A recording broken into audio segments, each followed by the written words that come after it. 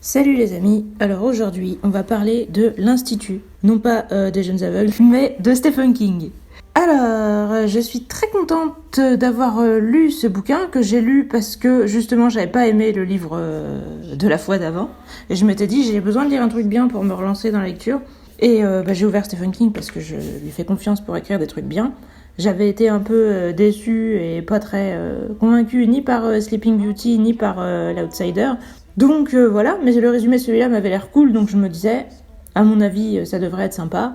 Et c'était sympa. Donc voilà, pour recontextualiser, Stephen King, c'est probablement un de mes auteurs préférés. En tout cas, c'est l'auteur qui m'a relancé qui m'a relancé, je sais pas si on peut dire lancé ou relancer, enfin qui m'a lancé dans la lecture dans le sens où le seul livre que j'avais lu moi-même et que j'avais aimé avant, c'était Cro-Blanc quand j'avais 10 ans. Et c'était en braille et j'ai jamais reproduit cet exploit. Tous les autres livres que j'ai essayé de lire par la suite m'ont emmerdé. Et finalement, à l'époque où on a commencé à pouvoir lire sur PC, je m'y suis pas mis tout de suite. J'ai dû lire des livres qu'on a dû lire en français ou quoi. Je me souviens que j'avais lu Le Dernier Jour d'un Condamné. J'avais bien aimé, probablement justement parce que je l'avais lu sur informatique, mais ça m'a pas non plus donné envie de lire par moi-même. Et c'est en première, quand sur le conseil d'un ami, j'ai lu Cimetière, que je me suis dit ah ouais. Je me suis dit, en fait, il y a tout un univers, là. Donc après, j'ai pas décroché. En fait, j'ai lu plein d'autres Stephen King. Et puis, quand j'ai eu épuisé les Stephen King, j'ai lu autre chose. Et je me suis plus jamais arrêtée de lire depuis cette époque. Donc Stephen King, c'est quand même pas n'importe qui pour moi. C'est pas n'importe qui tout court, mais on s'en fout de la vérité objective. Ici, on est chez moi. Donc ça, c'était pour la contextualisation. Donc le résumé. C'est un enfant qui s'appelle Luc, qui a 12 ans, qui est surdoué, et qui se fait enlever par des gens qui sont venus chez lui comme ça en pleine nuit, qui ont buté ses parents, etc. Et emmené dans un institut planqué on ne sait pas où ils ont reproduit sa chambre totalement à l'identique, excepté qu'il n'y a pas de fenêtre. Et du coup, en sortant dans le couloir, il se rend compte qu'il est prisonnier, qu'il n'est pas tout seul, qu'il y a d'autres enfants qui sont dans le même cas que lui. Et les enfants lui disent qu'on pratique des tests un peu bizarres sur eux, qu'ils sont là, non pas parce qu'ils sont surdoués, parce que les autres ne le sont pas, il n'y a que lui qui est dans ce cas-là, mais parce que, en fait, ils ont enlevé des enfants qui ont soit des pouvoirs, soit de télépathie, soit de télékinésie, et lui, il en avait un, mais qui était tout faible, mais bon, ils l'ont enlevé quand même, apparemment, ils ont la dalle à ça près, quoi, même un enfant qui a très peu de pouvoir, ça les intéresse quand même. Donc voilà, ils leur font des piqûres, des tests, des machins, et quand ils ont fini de faire leurs piqûres, leurs tests, leurs machins, ils sont envoyés à l'arrière. Et à l'arrière, on ne sait pas ce qui s'y passe, mais tout ce qu'on sait, c'est que les enfants n'en reviennent pas. Et eux, les gens de l'Institut, lui disent oui, mais quand tu seras à l'arrière, tu vas servir ton pays, c'est comme l'armée, et quand tu auras fini de servir, on te renverra chez toi, on t'effacera la mémoire, et tu retourneras chez tes parents qui vont très bien. Donc comme nous, on a vu les parents se faire tuer, on sait déjà qu'ils mentent. Lui qui peut quand même avoir un doute, mais nous, on sait que c'est faux de base. Mais donc voilà, donc on sait que ça pue. Ça pue vraiment. Ce qui est rigolo, c'est que... En tout cas, dans le résumé, c'est l'impression que ça m'avait fait. Je m'étais dit, ça fait penser genre à Harry Potter et tous les Harry Potter-like où t'as un enfant avec des pouvoirs qui se retrouve dans une école magique. Sauf que là, c'est pas une école, voilà, c'est pas une école toute rose, c'est pas un monde merveilleux, c'est absolument horrible et dégueulasse. Et je trouve ça drôle, en fait, de faire la version maléfique entre guillemets d'Harry Potter. Alors après, quand je l'ai lu, en fait, ça ne ressemble pas du tout à une version maléfique d'Harry Potter. Mais c'était le truc qui m'avait emballé sur le résumé, parce que je me disais c'est une bonne idée ça, au lieu d'être envoyé dans un monde magique tout rose, d'être envoyé dans un monde maléfique tout noir, finalement. L'histoire, donc en fait au début, dans les premiers chapitres, on suit un mec qui s'appelle Tim et qui a accepté de se faire donner une grosse somme en liquide pour quitter l'avion dans lequel il était et laisser sa place à quelqu'un d'autre. Et du coup, il va faire du stop avec son argent, il va atterrir dans un petit bled paumé, il va chercher un boulot là-bas, il va chercher un peu à refaire sa vie. Enfin, au début, on sait pas trop pourquoi, mais après, il va nous expliquer qu'en fait, il était flic dans son ancienne ville et en fait, il a tiré en l'air au-dessus d'un enfant qui croyait qu'il menaçait un autre enfant avec un flingue, mais en fait, c'était un faux. Et comme il a tiré en l'air dans une scène où c'était pas du tout nécessaire, il s'est fait virer et on lui a demandé de se barrer. Donc il a décidé d'aller refaire sa vie ailleurs. Après, on passe à Luc. Au début, on nous explique à quel point il est surdoué, à quel point ses parents il l'aiment, à quel point il se préoccupe de lui et qu'il va aller à l'université justement à 12 ans, tellement il est surdoué, etc. Et en fait, après, on voit tout ça être cassé. Et ce qui est génial, encore une fois, vous allez me dire... Mais bon, c'est vrai, quoi. C'est une des grandes qualités de Stephen King, c'est qu'il a quand même vachement installé le contexte initial des parents qui vont bien, où leur problématique, c'est de se dire, putain, on met notre enfant à l'université, il va être éloigné de nous jeune, et est-ce que c'est pas trop dur pour lui? Enfin, en gros, on est rentré dans leurs problématiques à eux, et du coup, quand ils se font tuer, on a vraiment l'impression que c'est pas juste, et que ça interrompt quelque chose, et c'est... Même la scène où ils se font tuer, elle est assez horrible, justement parce qu'il y a des détails... Vous allez peut-être me dire que c'est du spoil, mais je considère pas trop, parce que c'est vraiment le pitch de base, l'enfant qui se retrouve dans un institut où on sait que ses parents sont butés. Il me semble que c'est écrit dans le résumé. Je le jurerai pas, mais il me semble. Et du coup, c'est toujours vraiment le truc qui est génial, c'est que quand les meurtriers viennent... il y a la mère de Luc qui est partie dans la salle de bain, donc eux, ils auraient bien aimé les buter tous les deux sans qu'ils se réveillent, mais en fait, elle les réveiller. Donc elle dit, elle appelle son mari en lui disant, ah, t'as fait tomber un verre d'eau et tout, quand les mecs lui tirent dessus. C'est ces petits détails qui font que, putain, ça te fait mal au cœur quand ça arrive. Et c'est là que tu te rends compte qu'il est balèze quand même, Stephen King, parce que la plupart des livres que j'ai lus, ces derniers temps, j'ai lu plein de livres d'autres gens, et je me rends bien compte que les persos secondaires, qu'on voit pas plus que ça, les persos secondaires, en général, quand ils crèvent, j'en ai rien à foutre. J'en ai vraiment rien à foutre. Et typiquement, les parents de Luc, c'est des persos, on les a vus pendant 2-3 chapitres, après on les reverra plus, ils seront morts, donc voilà. Et c'est pas eux qui sont importants pour l'histoire principale. Je pourrais n'en avoir rien à foutre.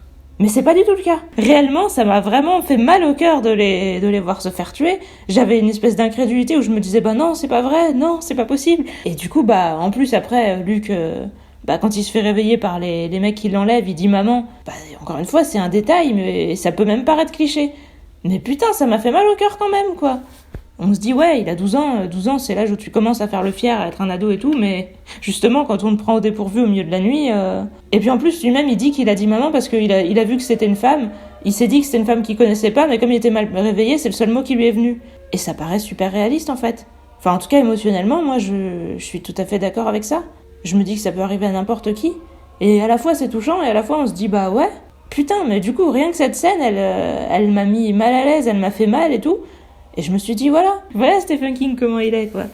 Et du coup, après, c'est pareil, les péripéties de Luc à l'institut, je peux vous dire qu'on va en chier avec lui. Alors là, vous allez me dire, tu parles pas de l'histoire, tu parles plutôt d'un mélange entre l'écriture et les personnages. C'est l'écriture des personnages, en fait. Mais du coup, l'histoire, en fin de compte, au début, on commence avec Tim, ensuite, on continue avec Luc. Et évidemment, ils vont se rejoindre, ce qui était tout à fait prévisible pour le coup, mais c'est pas grave. La question, c'était comment ils allaient se rejoindre et qu'est-ce que ça allait donner, etc. Donc il y a des fois des choses qui sont prévisibles et qui sont pas gênantes, et là, typiquement, c'en est. On le sait dans la plupart des bouquins que quand on voit de plusieurs persos qui sont pas du tout au même endroit, qui font pas du tout les mêmes choses et où on voit pas le rapport, c'est que généralement, ils vont se rejoindre. Donc voilà, et du coup, après, on suit Luc... quasiment en permanence, mis à part quand ils se seront retrouvés. Et en fin de compte, on va voir comment il va s'acclimater, entre guillemets, à l'institut, parce que si tant est qu'on puisse s'acclimater à se faire traiter un peu comme un animal, pour être bref et concis. Comment lui et les autres enfants vont s'y habituer, et comment leur situation va plus ou moins évoluer, jusqu'à ce que ce soit plus supportable. Et franchement, le suspense, il était là, mais à 2 millions de %. Moi, je pouvais pas du tout lâcher ce livre. Donc après, l'histoire, en soi, est-ce qu'elle est originale? Pas trop. Mais sur le moment, je peux vous dire que vous allez pas du tout pouvoir décrocher aussi... J'allais dire un truc du genre, vous allez être accroché à votre slip, et je me suis dit, mais ça veut rien dire ce que je dis. Mais c'était pour dire, genre, vous allez être tellement pris dans l'histoire comme si vous étiez maintenu au sol par la vitesse d'un manège ou quelque chose comme ça, quoi. C'était ce genre d'image que j'avais en tête. Du coup, le concept, moi j'avais pris ça comme je vous disais, pour un espèce d'Harry Potter maléfique, mais en fait, non, c'est un truc plus classique. Je dirais vraiment que le concept, c'est de prendre des enfants et de leur faire subir ce que pourraient subir des animaux sur qui on fait des expériences, enfin des rats de laboratoire, quelque chose comme ça. Donc vous allez me dire, c'est du déjà vu, mais quand c'est écrit par Stephen King, on crache pas dessus. N'importe quel sujet qui existe déjà, vous le mettez en version Stephen King, ça donne un truc cool. Enfin, en tout cas, c'est mon avis. Du coup, voilà, le déroulement d'intrigue, c'est déjà ce que je vous disais. En gros, il y a les deux points de vue, mais c'est surtout le point de vue de Luc. Et grosso modo, vous allez voir le choc, entre guillemets, d'un enfant avec une vie normale qui se retrouve dans un contexte où il se fait traiter comme un animal. Et le fait qu'il soit intelligent ne va pas tant que ça rentrer en ligne de compte au milieu. Ça va entrer en ligne de compte au début parce qu'on parle du fait qu'il est surdoué et tout ça et que ça pose des problèmes, des questions en tout cas sur son avenir. Et ça va rentrer en ligne de compte à la fin parce que ça va certainement jouer dans sa manière de s'en sortir. Mais au milieu, il se comporte comme un enfant normal, entre guillemets. Et ça m'a paru crédible et logique. Et d'ailleurs, lui-même, il s'en rend compte, entre guillemets, que justement, ces gens-là, les gens qui les ont enlevés, ils n'ont pas beaucoup à faire d'efforts parce que globalement, les enfants, c'est quand même relativement docile. Et c'est pas parce qu'un enfant est surdoué que c'est pas un enfant. Donc, les enfants, ils obéissent aux adultes, ils marchent vachement aux récompenses et aux punitions, etc. Donc, finalement, ils fonctionnent vachement comme des animaux. Son côté surdoué, au bout d'un moment, il se dit qu'il faut qu'il en fasse une force et que si quelqu'un doit s'en sortir, c'est lui. Mais au début, il subit comme tous les autres enfants et ça me paraît totalement crédible. La fin, évidemment, j'y reviendrai parce que vu que je vous le conseille si vous ne l'avez pas encore déjà lu, je ne veux pas spoiler impunément comme ça. D'autant que c'est vraiment un livre à suspense, donc c'est le genre de livre qu'il faut pas trop spoiler. Les personnages, ils sont toujours aussi géniaux, hein, les personnages de Stephen King sont toujours bien. C'est pas parce qu'ils sont originaux, c'est seulement parce qu'ils sont suffisamment détaillés. Ils ont toujours des problématiques justement psychologiques détaillées, moi c'est totalement ce que j'aime. Là, vraiment le truc que j'ai kiffé avec Luc, qui m'a fait vraiment super plaisir dans ce livre, c'est de voir justement quelqu'un se faire déshumaniser en fait. Vous allez me dire, mais t'as des drôles de passion, toi. Mais c'est parce que c'est quelque chose que j'ai déjà ressenti et je vois les gens faire du déni ou je sais pas s'ils comprennent en fait justement. Et là, je le vois. En tout cas, Stephen King, ça se voit qu'il comprend parce qu'il l'a vachement bien décrit. Le fait que justement, on obéit en fait aux gens. Par défaut, le fait d'être civilisé, ça fait de nous des animaux entre guillemets obéissants. Et même si on est dans une situation où on sait que ça va mal finir pour notre gueule, où on en est quasiment sûr, et du coup ça doit certainement être pareil pour les animaux qui vont à l'abattoir et compagnie, hein. On en est quasiment sûr que ça va mal se terminer, mais on a quand même tendance à obéir, parce que c'est tout ce qu'on sait faire en fait. On n'a pas vraiment l'impression d'avoir d'autres options.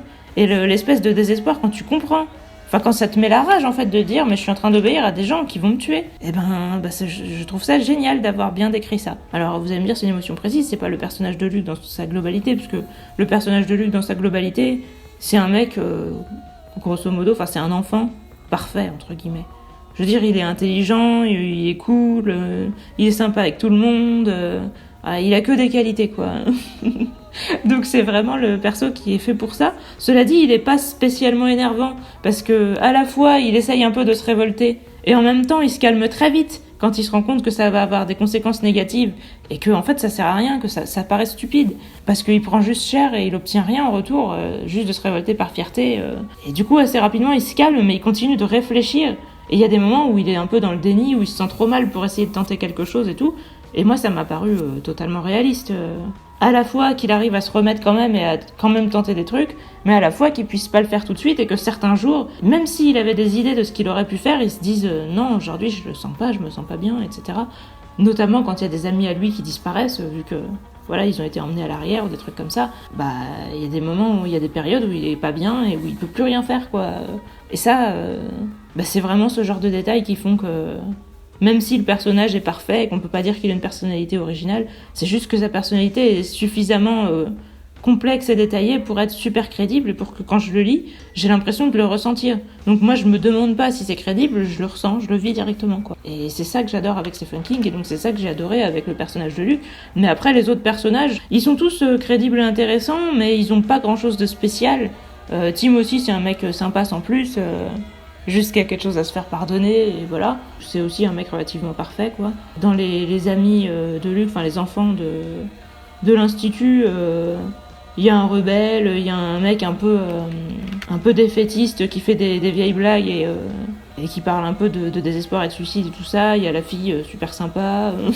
Ils sont pas super complexes, mais c'est juste que ça paraît pas déconnant entre guillemets qu'ils soient réellement comme ça.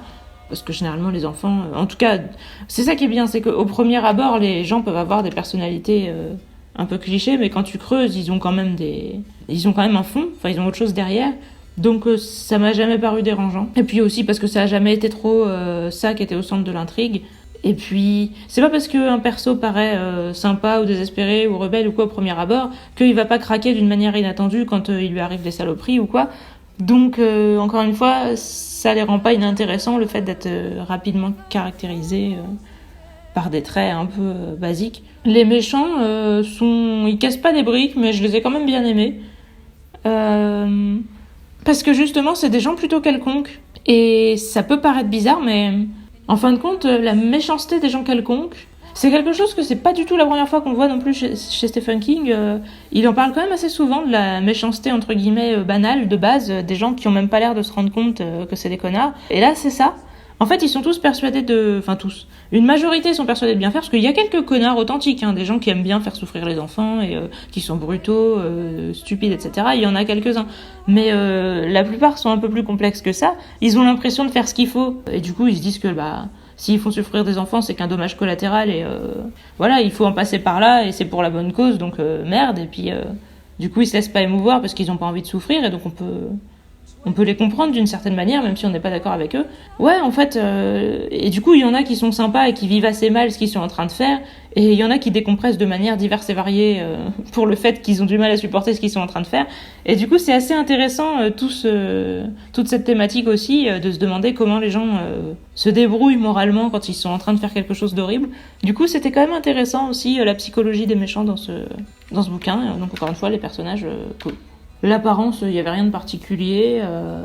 J'ai un peu une image mentale de Luc et tout ça, donc je suis sûre qu'ils ont été décrits, mais j'ai rien remarqué de spécial qui m'a étonné en tout cas, ou qui m'a attiré mon attention, ou marqué ou quoi que ce soit.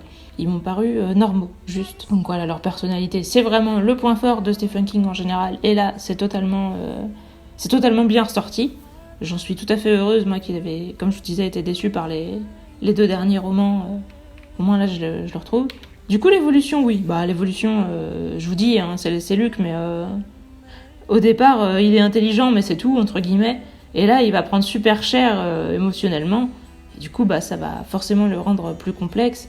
Et on le voit, mais vraiment, pas à pas, qui évolue. Et limite, on voit la barre d'XP qui monte, parce que il prend cher, on sent qu'il a besoin de temps pour encaisser et tout. Et une fois qu'il a encaissé, il se dit, ok, ça y est, je commence à me sentir la force de contre-attaquer. Et il sait lui-même que si ça passe pas, il finira par se réécrouler et peut-être qu'à un moment il se relèvera pas. Mais voilà, il tente ce qu'il peut tenter, il se dit qu'il faut qu'il fasse quelque chose, ne serait-ce que par haine des gens qui lui font ça et de se dire comment ils osent faire ça, etc. Et si ça aide à tenir quelque part, ça peut être bien. Donc ouais, concrètement de l'évolution par rapport à Luc, il y en a. L'univers, les lieux et créatures, c'est notre monde, mis à part que il y a des enfants qui naissent avec télépathie ou télékinésie et peut-être d'autres pouvoirs mystérieux dont on n'en saura pas grand-chose. Ils sont relativement rares, mais le gouvernement les trouve parce que, c'est cette organisation-là qui a l'air d'être affiliée plus ou moins au gouvernement, qui les trouve parce qu'il y a un test qui est fait sur les bébés pour détecter leur taux de je sais plus comment ça s'appelle, qui est corrélé justement au fait qu'ils aient plus ou moins un pouvoir. Donc voilà, un test qui est fait sur les bébés avec les vaccins et compagnie. Voilà, c'était... Peut-être que c'est des anti-vax qui lui ont donné cette idée. Je ne sais pas. En tout cas, voilà, un test qui est fait sur les bébés qui permet de détecter ça. Et du coup, une fois que les enfants sont en âge de développer leur pouvoir, ils les suivent apparemment discrètement. Et quand ils se rendent compte que les pouvoirs ont commencé à se manifester, ils viennent les enlever pour ce fameux but mystérieux que je ne peux pas vous dévoiler parce que ce serait un énorme spoil. Donc voilà l'univers. Du coup, logique et cohésion, oui, il y en a. Évidemment, il y a quelques moments où vous allez vous dire putain, il y a eu plein de balles tirées et les persos importants s'en sont pas pris. Cela dit, des fois, il y a des persos quand même secondaires mais qui sont quand même sympas ou voilà, qui en prennent. Donc il n'y a jamais rien de trop choquant. Mais bon, c'est vrai qu'on peut toujours se dire, il y a des moments où les persos s'en sortent alors qu'on est étonné, des moments où des choses se passent d'une manière où on se dit, ouais, bon, on va dire qu'il fallait que ça se passe comme ça. Mais ce qui est bien, c'est que les persos eux-mêmes en sont conscients quand ils ont de la chance ou qu'il y a des coïncidences qui vont dans leur sens, etc. Ce qui fait que ça me donne moins l'impression d'être une arnaque. Notamment, Luc, à certains moments, il se dit lui-même qu'il a de la chance et qu'il faudra pas trop tenter le destin, etc. Et justement, il se demande s'il y a une force qui est de son côté, et lui-même, il se dit qu'il est naïf de penser ça, etc. Du coup, ça m'a jamais dérangé, parce que d'une part, c'est pas excessif, et de deux, l'auteur en a l'air totalement conscient. Donc, logique et cohésion, je dirais que je mettrais pas la note maximum, comme dans certains bouquins, si je mettais une note, mais en tout cas, rien de choquant. Ce serait plutôt quand même au-dessus de la moyenne. Mystère et découverte, je vous dis, le livre, son atout principal, c'est le suspense. Donc vous allez absolument vouloir savoir ce qui se passe à l'arrière et pourquoi on fait des expériences sur les enfants, etc. Quels pouvoirs ils vont développer, etc. Quels tests on va faire sur eux, comment ils vont le supporter, comment vont réagir tel ou tel enfant, etc. Et qu'est-ce qu'on peut faire contre ça finalement. Donc forcément, c'est un bouquin dont on décroche pas du tout. et du mystère et de la découverte, il y en a, même si au final, comme je vous dis, c'est rien d'original. C'est entre guillemets une recette plutôt basique de dire il se passe un truc dans une partie auquel vous pouvez pas accéder, vous savez pas quoi, vous savez que, vous êtes tenté de vous y intéresser parce que les gens qui vont là-bas disparaissent. Bon, forcément, vous allez dire voilà, c'est vraiment une recette de base qu'on a déjà vue. Mais ça prend toujours et puis voilà, j'ai envie de dire c'est comme si vous faisiez une espèce de grande soupe avec du chocolat, des bonbons. Qu'est-ce qu'on peut prendre d'autre qui va ensemble et qui est bon, j'en sais rien, plein de bonbons différents, plein de chocolats différents, merde, je peux plus manger tout ça, mais c'est bon. Voilà, si vous prenez du chocolat, que vous le faites fondre et que vous mélangez ça avec des bonbons, etc., et puis même du café, vous allez obtenir un truc super kiffant, ça sera bon, merde, ce sera sucré, ce sera mauvais pour la santé, mais ce sera bon. L'avantage des Stephen King, c'est pas mauvais pour la santé. Sauf si vous vous empêchez de dormir parce que vous n'arrivez pas à en décrocher. Mais bon, voilà, c'est ça. Tout ça pour dire que c'est un mélange d'ingrédients qu'on a déjà vus, mais il y en a énormément d'ingrédients qu'on a déjà vus et qu'on a kiffé avant, donc déjà la quantité c'est quand même quelque chose. Et puis comme ils sont bons en eux-mêmes, je vois pas pourquoi le fait de les mélanger serait mauvais. Après peut-être que tout le monde n'est pas comme moi tenté de mettre des bonbons dans son café. En tout cas je vous conseille quand même les Stephen King avant, même si vous aimez pas mettre des bonbons dans votre café. Du coup l'écriture, moi j'ai toujours aimé l'écriture de Stephen King. Il y a des gens qui l'aiment pas en disant qu'il rentre trop dans les détails, qu'il y a trop de descriptions, etc. Je m'en suis jamais rendu compte. Donc c'est bizarre parce que j'aime pas non plus les descriptions. Je sais que les auteurs classiques, à la Dumas ou compagnie, qui sont capables de t'écrire pendant 3 pages la taille de la propriété et combien de mètres font les grillages et la couleur des portes en 3 nuances, etc. Bon, ça m'intéresse absolument pas. Moi, généralement, je me dis putain, et je passe à autre chose dans ma tête et d'un seul coup, je reviens à moi quand j'entends de l'action. Ça me le fait pas du tout avec Stephen King. Donc j'ai pas du tout l'impression qu'il y a trop de descriptions. Alors il y a des gens peut-être qui aiment pas parce que justement il y a trop de pensées des personnages. Moi c'est justement ça que j'aime, donc sûr que si vous aimez que l'action et que vous aimez pas du tout qu'on passe du temps à décrire les pensées et les sentiments des personnages, vous allez vous emmerder. Là c'est sûr, mais je vous comprends pas du tout. Je vous le dis en passant, je vous comprends pas. Mais du coup l'écriture, elle est toujours pareille en fait. C'est pas une écriture belle, poétique, complexe, rien. C'est juste que elle va à l'essentiel et elle décrit bien ce qu'elle est censée décrire de manière simple, mais moi qui me frappe, en tout cas, comme je vous disais, c'est vraiment l'exemple de la scène de la mort des parents, pour moi, me paraît très représentative, en fait, de ce qui fait la différence entre une scène où des gens se font tuer et t'en as rien à foutre, et une scène où des gens se font tuer où tu te dis, putain, merde. C'est typiquement ça. Les petits détails qui vous font que la scène, vous la voyez carrément, vous avez l'impression qu'elle est en train d'arriver, et pas juste que c'est un truc qu'on vous a raconté et qui vous intéresse vaguement, quoi. Pour moi, c'est ça qui est génial dans l'écriture de Stephen King. Du coup, je sais pas si c'est son écriture ou son imagination elle-même que je dois féliciter, parce que, en fin de compte, sa plus grande qualité, c'est d'être capable de décrire les petits détails. Est-ce que ça vient de son écriture ou est-ce que ça vient de son courage? J'en sais rien. Parce que les autres gens, ils essayent pas, c'est pas qu'ils le font mal, c'est qu'en général, ils le font pas. Du coup, poésie et contemplation, il y en a pas du tout. Réellement, c'est pas du tout son domaine. Et les livres où il essaie de le faire, pour moi, ça a mal tourné. Donc, je pense que c'est pas son domaine et c'est pas la peine qu'il essaye. Mais voilà, son domaine, c'est totalement suspense et action. Et là, il réussit à 2 millions de %. Ça m'était pas arrivé depuis longtemps d'avoir autant de mal à décrocher d'un bouquin, de me dire putain, fais chier quand il fallait que j'aille dormir, ou quand des gens voulaient me parler, ou quoi que ce soit, quoi. Puis d'avoir la sensation d'avoir un truc à faire et de retourner devant le PC à la moindre occasion et tout. Ouais, ça faisait longtemps que ça m'avait pas fait ça. Et pourtant, comme je vous le dirai tout à l'heure, globalement, l'histoire, elle va pas me marquer plus que ça. Je l'ai aimée, mais c'est pas dans mes livres préférés ou quoi. Mais vraiment, pendant que je la lisais, j'avais besoin de lire la suite, quoi.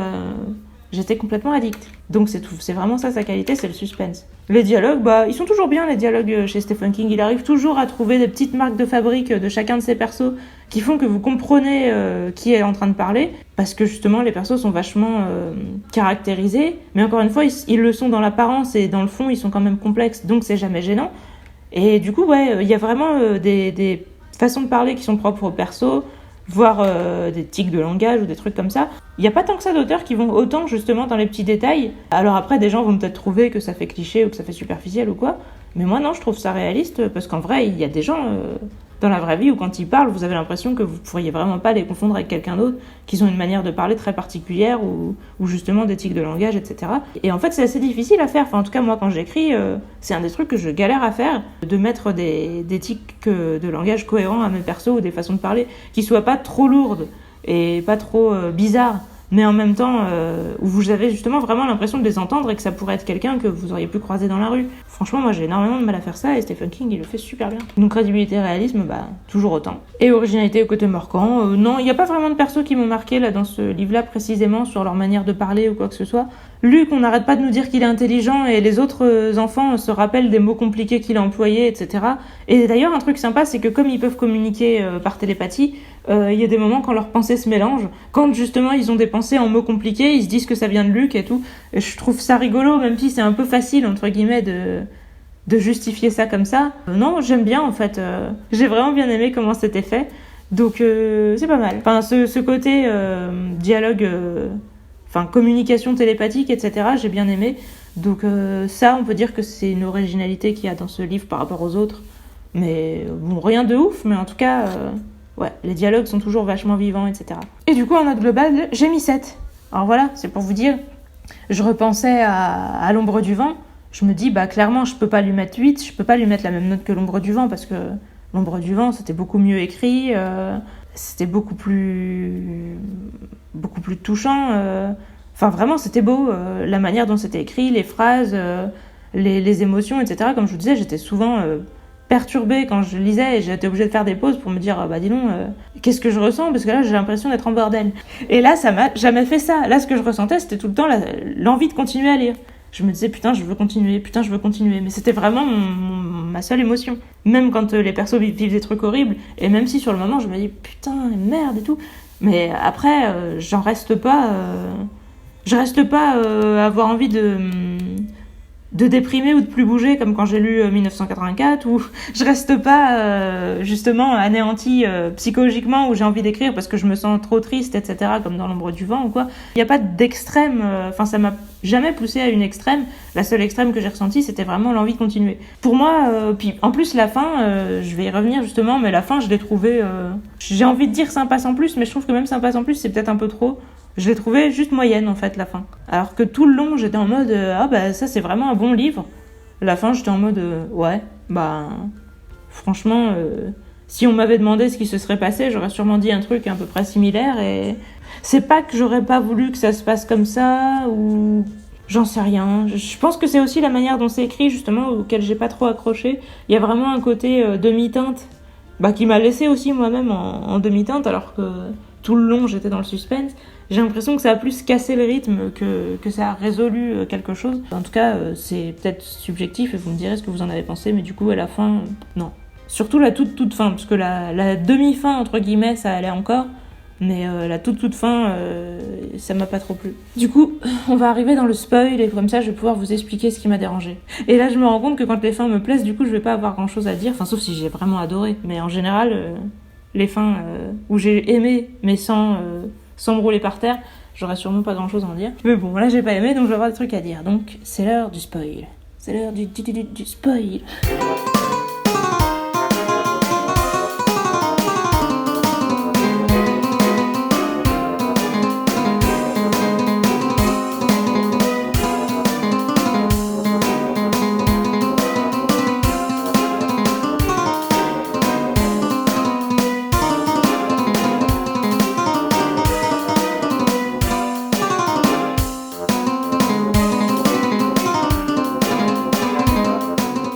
Le fait que Luc s'enfuit, qu'il aille dans la ville de Tim, ça c'était prévisible. J'ai bien aimé comment c'était fait. J'ai bien aimé qu'on suive encore Avery qui était toujours dans l'institut pendant ce temps-là, et que du coup ça permette même de focus d'autres enfants puisqu'il n'y avait plus Luc. Tout ça c'était bien. Ensuite, le fait que les méchants, on va les appeler comme ça, les gens de l'institut, parce que je me rappelle plus c'est quoi leur nom précis et tout ça, mais Madame Sixby, c'est comme ça qu'elle s'appelle, que le fait qu'elle vienne avec ses hommes et tout pour essayer de reprendre Luc en mode au pire on va buter tout le monde, on en a rien à foutre, c'est un petit village paumé, etc. J'ai bien aimé, même si je commençais à serrer les dents parce que je me disais, ça me rappelle vachement ce qui m'avait saoulé dans Sleeping Beauty justement.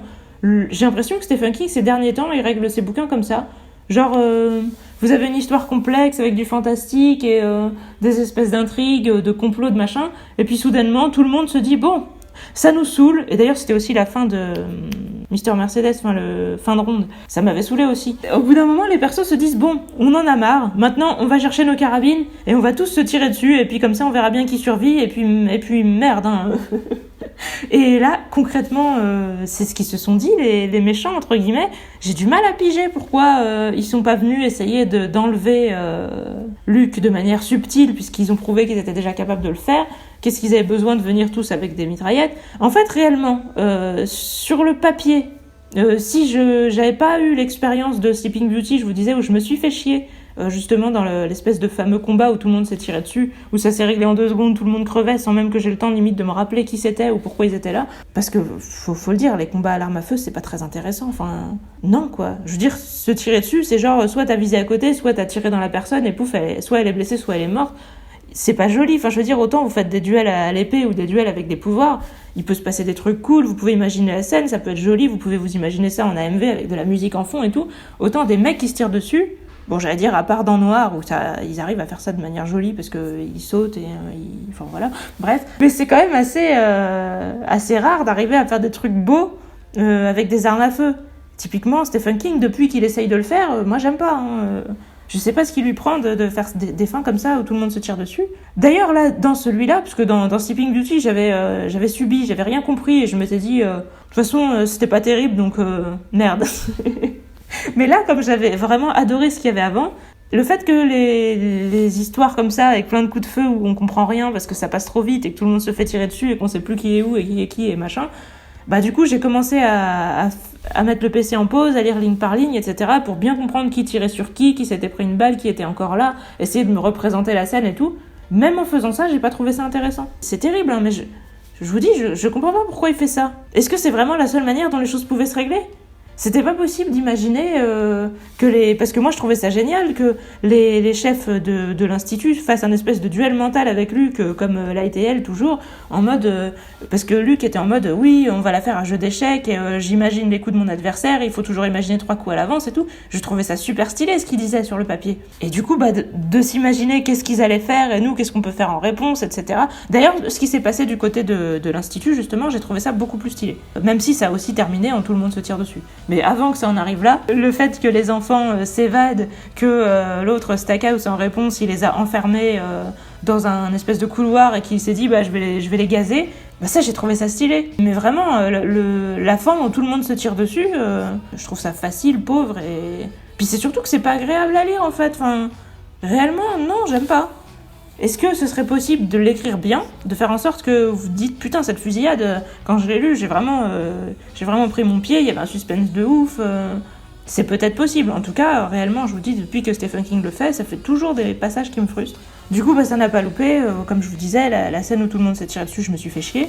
Et après, c'était un peu réglé, mais j'arrivais limite pas à y croire, ou j'avais l'impression qu'il y avait eu un cheat code, parce que je trouvais ça un peu trop facile, et enfin c'était arrivé très vite, sans vraiment que je le voie venir, ou que ça me paraisse intéressant. Donc voilà, ça m'a pas plu. Après, du coup, le fait que Luke appelle Stackhouse et négocie avec lui et tout, j'ai trouvé ça stylé sur le papier. Mais dans la pratique, ce qu'ils ont fait, ça ressemblait pas à grand chose. Du coup, encore une fois, ça s'est terminé en fusillade, même si c'était stylé que les enfants fassent décoller l'institut. Au final, à part qu'ils retombent 5 minutes après parce qu'ils étaient tous gazés, ça a pas servi à grand chose. Donc là, j'ai trouvé ça plus cinématographique qu'intéressant, même si pour le coup, justement, je garde la scène en tête. L'idée que voilà, l'endroit ils se sont tous fait maltraiter, s'envolent et s'écrasent sur l'établissement justement des dirigeants entre guillemets où était Stackhouse, je trouve ça stylé effectivement. Donc il y a une partie de moi qui fait c'est quand même beaucoup de démesures pour pas grand chose parce que ça fait il y avait vraiment d'autres moyens de faire avancer l'histoire et tuer tout le monde, voilà quoi. Mais visuellement entre guillemets dans mon imagination j'ai quand même trouvé ça stylé, donc ça je me dis pourquoi pas. Mais après, voilà, encore une fois, tous les autres qui se sont fait tirer dessus et machin.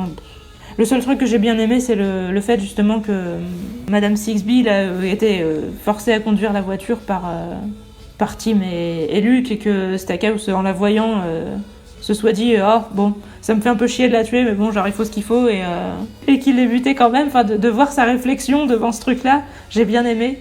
Globalement, j'ai vraiment bien aimé les deux. Je les ai bien aimés. Pas en tant que personne, pas genre j'ai envie de les rencontrer en réel, ils ont l'air super sympas. Mais je veux dire, comme méchants, Madame Sixby et Stackhouse, je les ai trouvés cool. Comme je vous dis, cette fin, ouais. J'étais plutôt dans le mouais, mais là, j'étais plutôt, comme je vous disais, en mode sympa sans plus. C'est juste les fusillades qui m'ont saoulé. Mais alors après, la fin des fins, avec le mec qui zézeille, dont je me rappelle plus le nom. D'ailleurs, je sais même pas si on le connaît. Si, je crois. Hein. En tout cas, je l'ai plus. Mais bon, le mec qui zézeille. Et ben, quand il vient et qu'il essaye... J'ai même pas compris pourquoi il a fait ça, en fait. Pourquoi il est venu, pourquoi il a essayé de parler à Tim et Luke en essayant de leur dire en gros, vous prenez pour les héros, mais vous allez peut-être provoquer la fin du monde. Depuis le début, on savait que les méchants, Madame Sixby et Stackhouse, croyaient à ce qu'ils faisaient, et qu'ils étaient persuadés, justement, qu'il fallait le faire, et que si on détruisait leur machin, il allait se passer quelque chose d'horrible. On avait envie de savoir ce que c'était. Donc effectivement, que le mec vienne, ça répondait à une attente, nous, par rapport au lecteur. Mais par rapport au monde, en réalité, pourquoi ce mec-là a fait le déplacement ? Je ne comprends pas. Alors si jamais vous comprenez, vous pouvez me l'expliquer, parce que du coup, moi j'ai trouvé pas ça très roleplay justement. Alors évidemment, Tim et Luke en parlent après en disant, je crois que c'est Tim qui dit, ouais mais il est venu pour te faire culpabiliser, pour te mettre le doute. Mais il a que ça à faire sincèrement le mec. D'accord, c'est Luke qui a détruit son institut, etc. Mais si j'ai bien compris, il y avait des révoltes ailleurs dans le monde. Je suis pas sûre que ce soit Luke qui a initié les révoltes partout dans le monde. Enfin, peut-être que si, peut-être que c'était ça le truc, entre guillemets. Je sais pas, est-ce que c'était juste une synchronicité ou est-ce que c'est vraiment Luke qui a déclenché les révoltes partout dans le monde et que du coup le mec il a un peu la haine contre lui ? Je sais pas. Est-ce que c'est parce que j'ai pas d'empathie que j'ai du mal à comprendre, qu'il veuille se venger en venant lui mettre le doute ou... J'en sais rien. Même en plus quand il explique son truc, il a l'air d'y croire, mais d'y croire à moitié. Si t'y crois pas totalement, pourquoi tu fais ça ? Enfin, j'en sais rien. Vraiment, j'ai pas compris ce mec. J'ai pas compris pourquoi il était venu. J'ai pas compris ce que ça foutait là. La réaction de Luke aussi qui lui dit... à propos du fait qu'il y ait des mecs dont le pouvoir c'est de voir le futur, qui lui dit mais la loi de Bernoulli, en gros plus les prédictions concernent un futur lointain, moins elles sont fiables. Alors moi j'ai pas compris pourquoi c'était logique. Effectivement, je trouve ça totalement logique que plus les prédictions concernent un futur lointain, moins c'est possible de tester qu'elles soient vérifiables. Du coup, concrètement, à chaque fois qu'ils ont testé pour vérifier que ça marchait, c'était des prédictions sur un futur proche. Ça, oui, ça me semble logique. Mais par contre, du coup, en fait, c'est pas sûr que le pouvoir fonctionne pour un futur lointain. Mais par contre, de dire qu'il y a une loi mathématique qui décrète que ça fonctionne moins forcément sur un futur lointain, non. Du coup, je sais pas si c'était mal décrit, si c'est moi qui ai mal compris, ou si vraiment il y a une faute de logique là-dedans. Mais pour moi, il y a quelque chose de... Il y a une couille dans le pâté, là. Et donc, ça m'a vraiment gênée de terminer là-dessus, sur ce truc où... J'avais l'impression que c'était pour nous ramener la science de Luke, encore une fois, nous faire sentir qu'il est intelligent, parce que, pof, il nous parle de la loi de Bernoulli. Mais en vrai, si c'est pour nous dire un truc qui est probablement faux, ça fait plus faute de goût que truc crédible, intéressant. Donc si vous avez compris autre chose, si vous avez trouvé ça logique, si c'est moi qui ai mal compris, expliquez-moi. Parce que réellement, moi, cette fin m'a gênée au plus haut point. Vraiment, au plus haut point, c'est exagéré, mais c'est cette fin qui fait que je me suis dit... De toute façon, je pense que je serais restée à 7, parce que comme je vous disais, je pouvais pas lui mettre la même note que l'ombre du vent, et voilà. Mais tout le long, j'étais en mode, je passe un bon moment, c'est vachement bien. Même si j'étais au McDo, je me disais, je prends mon pied au McDo. Et là, d'un seul coup, j'avais l'impression que ma sauce barbecue avait un goût de produit vaisselle, comme ce qui arrivait parfois à l'époque où je mangeais au McDo. Et je me suis dit non, quoi, je passe pas un bon moment, il y a un souci. J'en ai marre, là, ça va pas du tout. Et puis du coup, même la fin, en mode... Luke qui dit que bon, voilà, tout ça, ça va l'avoir marqué à jamais. Les enfants qui se sont quittés, séparés, alors vous allez me dire, ils seraient restés ensemble, ça aurait fait une fin trop rose. J'aime pas non plus les fins trop roses, ça m'aurait saoulé. Là, c'était plus réaliste. Mais le côté plus réaliste, demi-teinte, un peu déprimant, etc., mélangé avec cette espèce de truc qui m'a paru bizarre d'un point de vue logique, j'ai l'impression qu'on m'a mis de l'acidité dans mon amertume, dans mon astringence, dans toutes les choses... qui peuvent être agréables à petite dose et mélangées avec autre chose de positif. Mais là, non, quoi. J'ai l'impression qu'on m'a mis du sel dans mon café. Ou non, il y a quelque chose qui va pas. Vous allez me dire, t'as vachement faim aujourd'hui, t'arrêtes pas de parler de bouffe. Pourtant, j'ai déjà mangé. Cette fin ne m'a pas vraiment satisfaite, mais globalement, le livre était vachement bien. Et du coup, rien que pour le déroulement, je vous le conseille carrément. Et comme je vous dis, c'est la fin des fins qui est pas terrible. La fin première, celle où on voit vraiment les enfants à pouvoir qui battent leur tortionnaire, elle était moyenne, mais elle était pas dégueulasse. Dans la globalité, je suis plutôt dans les bons, comme je vous dis, je suis dans le positif, et c'est pour ça que je lui ai mis 7. Donc, globalement, je le conseille. Et dites-moi si vous avez pensé quelque chose de différent à propos de la fin. ça m'intéresse. Alors tout à l'heure, j'avais pensé à une phrase de fin. Vous me direz si vous êtes d'accord ou pas que je l'adopte. Alors j'avais pensé à dire « N'hésitez pas à donner votre avis, sauf si c'est de la merde ». Voilà, dites-moi ce que vous pensez de cette formule de fin. Je trouve ça cool parce que je me dis... Non, tout à l'heure, je pensais plus « N'hésitez pas à dire ce que vous pensez, sauf si c'est de la merde ». Parce que moi, je dis toujours qu'il faut toujours dire ce qu'on pense. Et à chaque fois, ma mère me dit « Oui, alors si je trouve des gens moches dans la rue, je dois leur dire. Oui, si je trouve qu'une personne, elle pue, je dois lui dire. » Et à chaque fois, ça me fait soupirer parce que je me dis « Bah voilà, c'est sûr, si c'est des trucs comme ça que tu penses, quelque part, il vaut peut-être mieux que tu te taises. » Du coup, à la fois, ça veut dire quelque chose que je pense vraiment, cette phrase, et à la fois, ça me paraît complètement con. Parce que, du coup, ça veut plus rien dire. J'ai l'impression de dire une chose et son contraire. Et le fait que ça veut plus rien dire, je trouve ça drôle. Voilà pourquoi je me suis dit que cette phrase était bien. Je propose de l'adopter comme phrase de fin. N'hésitez pas à dire ce que vous pensez, sauf si c'est de la merde. Et sur ce, je vous dis salut!